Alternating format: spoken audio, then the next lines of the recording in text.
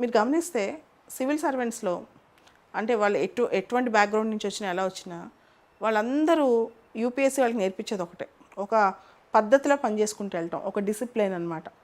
యాక్చువల్గా ఏ competitive exam అయినా మనిషికి అదే నేర్పిస్తుంది. గ్రూప్ 1 కానీ గ్రూప్ 2 కానీ సివిల్స్ కానీ ఒక మనిషి ఒక 6 నెలలు సంవత్సరం పాటు ఒకటే పని కంటిన్యూస్గా చేశాడు అనుకోండి, ఆటోమేటిక్గా పనిలో నిమగ్నం అవటం, ఫోకస్ చేయడం అలవాటు అవుతాయి. ఇది కూడా చాలా ఇంపార్టెంట్. కేవలం నాలెడ్జే కాదు, మనం ఒకే అంశం పట్ల పేషెంట్గా పర్జరెన్స్ అంటే ఓపికతో పనిలో నిమగ్నం అయ్యి ఆ పని చేస్తూ పోతేనే మనం భవిష్యత్తులో ఏదనుకుంటే ఈవెన్ ప్రజాసేవలో కూడా మనం ఏది చేయాలనుకున్నా బ్యూరోక్రాట్గా అది కూడా చేయగలం.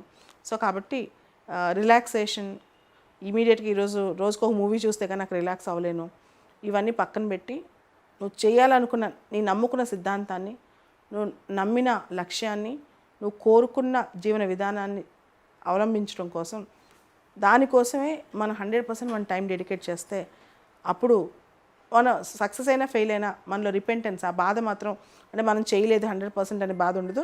ఇంకోళ్ళని మనం దోషులుగా కూడా చూపించు.